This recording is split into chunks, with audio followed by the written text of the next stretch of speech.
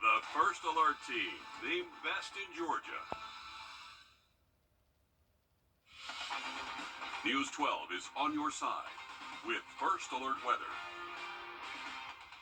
We are expecting strong wind and a chance of severe thunderstorms to hit the area tomorrow, and a lot of our local schools are starting to make some big changes. Yes, they are. We're going to look at the latest list in just a moment, but let's kick things off right here in the Weather Center with a closer look at what we can... That's going to be the best way to stay safe out there tomorrow. We'll have much more on this forecast in just a bit. Riley just mentioned it, but it's a good time to mention this is a good time to remind you to download the First Alert Weather app. Just scan the flow code right there on the screen and then tap the link. It is free to download, and then you can track real-time conditions with our First Alert Radar Network and our 24/7 weather channel.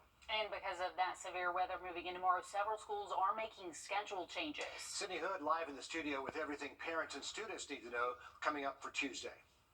Yeah, we've got a lot of kids staying home tomorrow, at least for the day, on both sides of the river. Starting in Georgia, Richmond, and Washington counties will be online for an e-learning day. Then Burke, Emmanuel, Glasscock, Hancock, Jefferson, Jenkins, Screven, Warren, and McDuffie counties are all closed completely tomorrow. Then we've got some Head Start centers in Burke, Jefferson, Jenkins, and Richmond counties closed tomorrow as well. And then Columbia County and Lincoln County tell us they are monitoring the weather, but they are open at this point. Now on over to South Carolina, the following counties canceled in-person classes tomorrow. That's McCormick, Edgefield, Aiken, Barnwell, Bamberg, Allendale. All of those South Carolina counties I just mentioned are doing an e-learning tomorrow. Horse Creek Academy and Fox Creek High School are closed tomorrow with no e-learning days. And then an important note here for all of these school districts in both states, all after-school activities for tomorrow are either canceled or rescheduled. And of course, we are updating these updates on our website as soon as we hear from each school district. Okay, so big last-minute changes for parents. We will have all of that on our website, as Sydney mentioned. Government offices in the city of North Augusta and Aiken County will also be closed tomorrow. They say sanitation pickup is still scheduled, but the city may suspend that trash and recycling pickup depending on the weather conditions. In other news this evening, a crash on Walden Drive today takes the life of one man. The Richmond County coroner says 28-year-old Herbert Smith was driving eastbound when his vehicle crossed the center line, hitting another vehicle driving the opposite direction. Smith was freed from that vehicle but died there at the scene. They say an autopsy has been scheduled. Meanwhile, family, friends, and even old clients are gathering to reflect on the impact of a local barber who passed away recently. Heath Beasley died after a rollover crash on the Bobby Jones Expressway 4 days ago. Several people say his reach goes way beyond the Clippers. We're going to look at how the community is honoring his life tonight on News 12 at 11 o'clock. Who will be Augusta's next city administrator? That question set off fiery debate between city leaders after the mayor's office announced the final 3 candidates. Some city leaders claim they were not aware of the list of nominees being sent out today. Craig Allison live in the newsroom with a breakdown of what happened there. Behind closed doors of the commission's executive session, yelling slipped through the cracks, especially where someone slipped out during the shouting. This all happened after interim administrator Takia Dowse had to leave the meeting as city leaders discussed the finalists for a permanent administrator. Today's meeting approaches the 2-year anniversary of when previous administrator Odie Donald left the position in February of 2022. Since then, Takia Dowse has filled in. She was previously the Central Services Director, and after last summer, third-party group Development Associates LLC laid out a more than dozen-step process to help find the next permanent fit. Today's news of the 3 finalists coming as a shock to commissioners. That's not supposed to happen. The media found out about these things before the commission even found out about them. And so unfortunately, we're in a position that is not a good position. You know, it's in the hands of the commission now. I've submitted 3 candidates, and it's for them to decide, so we'll see. I think we're going to take this issue back up in 2 weeks, and we'll go from there. Those finalists are Richard Chess, Robert Civic, and Tamika Allen, who already works in Augusta's government. Later tonight on News 12 at 11, we'll hear from more commissioners about the next steps and what's taking so long. Craig Allison live in the newsroom for us with that update. Craig, thank you. In other city news, the Super Bowl remains the sole Sunday this year for alcohol sales at Augusta bars. After uproar from owners who found out they couldn't be open this past New Year's Eve, they wanted to revisit their previous vote to have sales on Super Bowl Sunday. State law only lets bars sell liquor on one Sunday a year, and St. Patrick's Day, Cinco de Mayo, and the big game all fall on Sunday. So they sent a poll out to over 60 bars, but only 15 returned a response. Commissioners decided not to make any changes for now until they can hear from a few more bar owners, but we'll continue to track that story for you. In North Augusta tonight, city leaders will approve the budget and construction for the Sharon Jones Amphitheater expansion and rest area. Back in April, we learned about plans to add more seats, restrooms, and a boat dock at the Sharon Jones Amphitheater. In addition to those restrooms, the city is planning to add about 350 more seats to where that old sycamore tree used to stand in the center of that amphitheater in hopes of drawing bigger crowds and acts to North Augusta. We're tracking the story. We'll keep you updated what they decide later tonight. Tomorrow is a first alert weather day. We're expecting high impacts from very strong wind gusts and potentially could even see a few tornado warnings. Have an update for you just after the break. Time and Temp, brought to you by Jamie Casino. Hey, Jill, what's the matter? Man, this is name change is stressing me out. Everyone will know we still specialize in Medicare. Yeah, I know that, but what about this? Are you 64.com? So first alert in effect tomorrow. I'm going to toss things over to first alert meteorologist Emily Acton to talk about that event from almost a year ago today. Yeah, Riley, we saw some strong to severe storms just a year ago today. So that just shows we're in that second severe weather season there. So that is not uncommon to see some strong storms. We actually had 3 tornadoes downburst, which is definitely going to be something that we could see tomorrow. And what exactly is a downburst? Well, that's when we have some stronger winds aloft and some heavy rainfall. And that's kind of bringing the thunderstorm really down to the ground. So whenever you see those big clouds in the sky, the downburst is basically bringing all of that energy, wind speed, heavy rainfall down to the ground. So do not want to see that, but again, that's going to be a possibility throughout the day tomorrow. Then that can knock some trees down for us. So again, we've been emphasizing, maybe if you're not under a tornado warning, just know that some damage could happen in the form of some strong straight line winds or possibly even a downburst. So the best thing you can do is download our app. We have updates going out very frequently. We also have the live radar. So I would say that's definitely the best that you can get there, checking out the live radar. You can track it in real time, but of course we'll have frequent app updates along with your latest forecast there. So be sure to go ahead and scan that QR code and it'll bring you right to the app. You can download it. And again, that's going to be your best bet tomorrow, but be sure that you can access the app by having your phone charged. That's definitely going to be key tomorrow.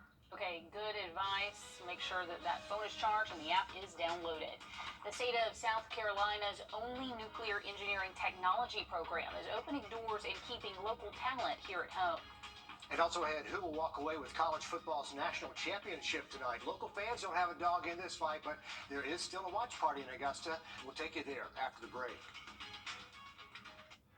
First Alert Radar, powered by Jim Hudson Automotive Group.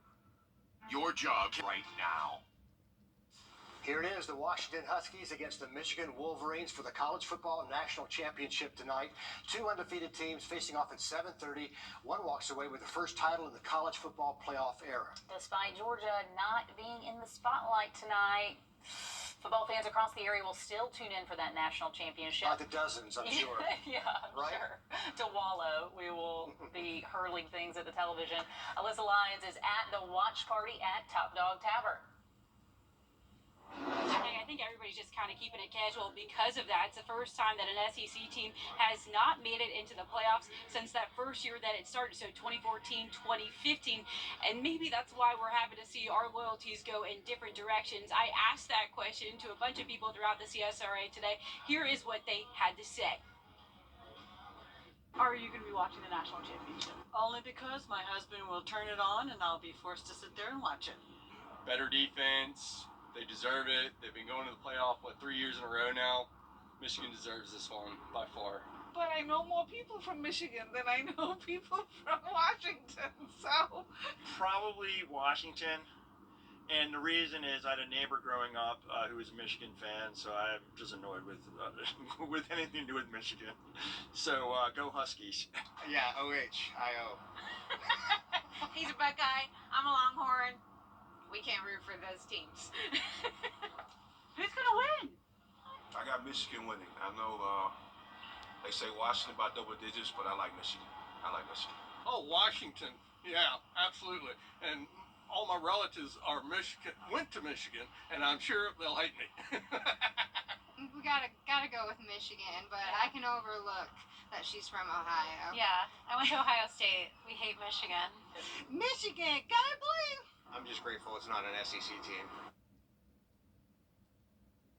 Tried to tally it all up. There was about 8 Michigan fans, 5 Washington, so there is some Washington here all the way down in the CSRA, but it is kind of funny. Everyone was telling me that they hope this game ends within a 10-point margin of each other, but still coming out with that big Michigan win. Regardless, it is going to be a game to watch. 2 undefeated teams, both conferences getting some major shakeups next year. I'm going Michigan in this one. I said 28-21. What do you guys have? I want it to be Washington, but I think it's going to be Michigan. I'd say 35-28 Michigan. Washington by 3, but I do love the Michigan helmets. You know, if we got to look at something. There you go. I can't believe you found that many fans who care about the game tonight here in the Southeast, but well done on your part, Alyssa. Hey, I really tried. I actually went down to downtown Augusta. I didn't really see too many people out there, but some really passionate fans in Aiken. So Aiken, you guys really showed up today. There you go. Yeah, it's a melting pot. Well, I think most of us will be cheering against someone instead of cheering for someone around here. So take your pick, you know. It's always next year. Yeah. On your sideline. On your sideline. Sports brought to you by the Hawk Law Group. For the record, go Washington. But on the high school front, every season teams try to discover new ways to motivate themselves. And when you have a lot of success, it's finding that spark isn't always the easiest thing to do. But when those teams do find it, they can be a scary team for anyone that they play. The Cross Creek boys basketball team had their chance at a three-peat last year, but they fell just short of their own expectations, and with their season coming to an end in the state Elite Eight. After speaking with Cross Creek, it's clear that the Razorbacks are playing with an edge as their pursuit for their 3rd state championship in the last 4 seasons continues. I think everybody mind last year we went out a little early when we shouldn't have. Should have won it all. But this year we determined, put in hard work, and you'll see the result. Like our warm-up saying, anyone, anywhere, anytime. We feel like we can step on the court with anybody and put up a fight and win the game, or make it a tough game all around, coming to all the way to the last second of the 4th quarter. As of right now, Cross Creek is expected to be continuing region play over at ARC tomorrow night. Now, in the NFL, after missing the playoffs, It's been a long drought for the Atlanta Falcons. Yeah. Hopefully they get back on the rails. Back into Super Bowl territory without devastation. High hopes, right? High hopes. Well, there's in education a big shift when it comes to training the workforce for the next generation.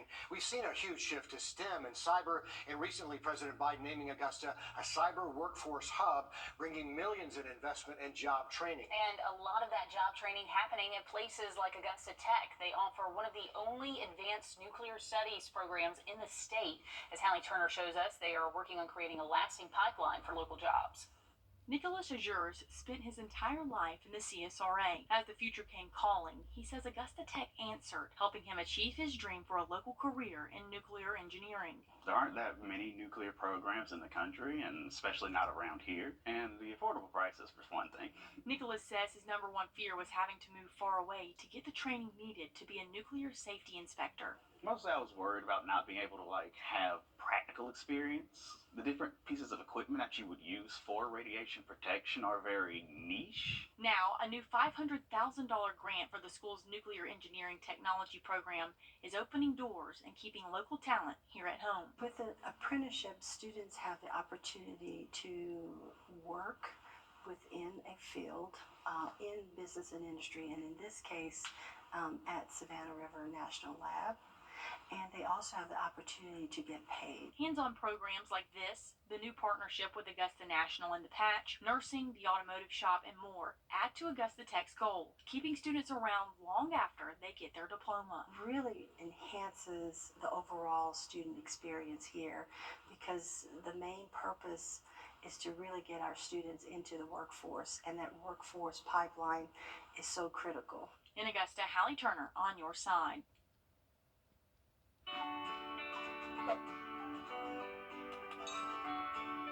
Metz Plumbing has been your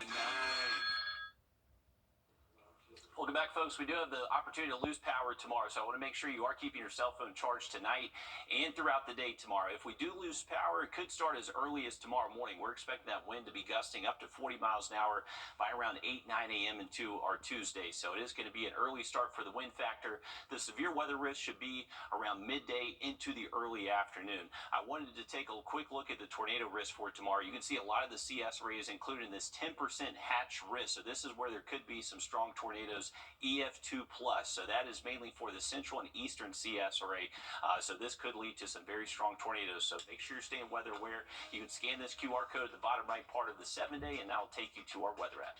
That's going to wrap things up for News 12 at 6 o'clock. We're live at the top of the hour on 26 News. And we are tracking those storms heading our way. We'll see you at 11. At the CBS 80 News, we focus on solutions, finding solutions to help people understand what are the right choices to make for you and your family. A serious accident creates a lot of right now problems. You're worried about your injuries, the medical bills, and whether you'll get stuck paying for it all. You shouldn't have to chase after a lawyer to get the help you need. With me, you won't have to. I'm Austin Jackson, your guy in Augusta. If you've been injured, my team will get to work right away. And you don't have to pay us anything unless we get money for you. Injured? Call Austin Jackson, the Augusta guy. 706-724-7224. You can see a lot of light here. Cars are out there actually hydroplaning. I think it's a dangerous situation. Mama? She's on her way, bud.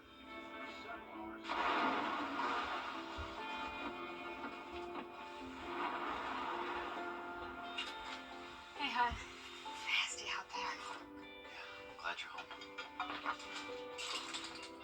Stay safe. I will. Tell them to save me some. When others head in, we head out.